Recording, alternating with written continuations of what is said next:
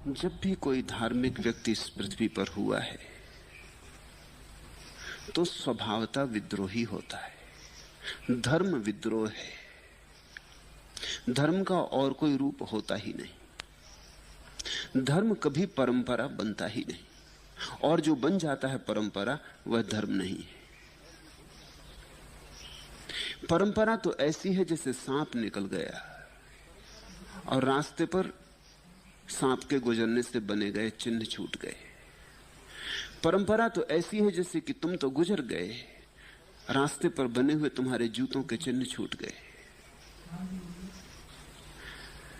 Confucius के जीवन में उल्लेख है कि वो लाओ त्सु से मिलने गया था। ये मिलन परंपरा और धर्म का मिलन है। कन्फ्यूशियस है परंपरा। जो अतीत का है वही श्रेष्ठ है, जो हो चुका वही श्रेष्ठ है। सब श्रेष्ठ हो चुका है, अब और श्रेष्ठ होने को बचा नहीं है। कन्फ्यूशियस के लिए तो अतीत का स्मरण ही सार है धर्म का। वो परंपरावादी था। वो गया लाओ त्सु को मिलने। लाओ त्सु है धार्मिक।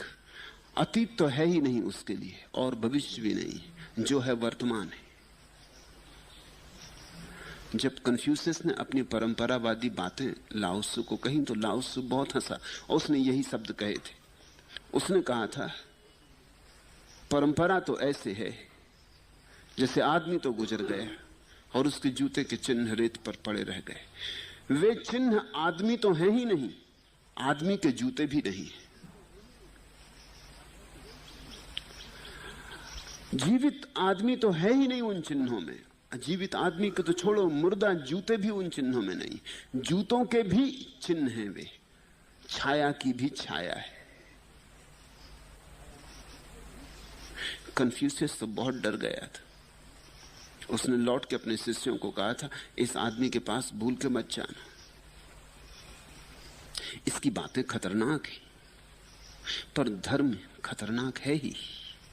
धर्म से ज्यादा खतरनाक और कोई चीज पृथ्वी पर नहीं है। लेकिन तुम अक्सर देखोगे भीरुओं को धार्मिक बने, कमजोरों को, नपुंसकों को धार्मिक बने, घुटने टेके, प्रार्थनाएं स्तुति करते हुए, भयाक्रांत। उनका भगवान उनके भय का ही निचोड़ है।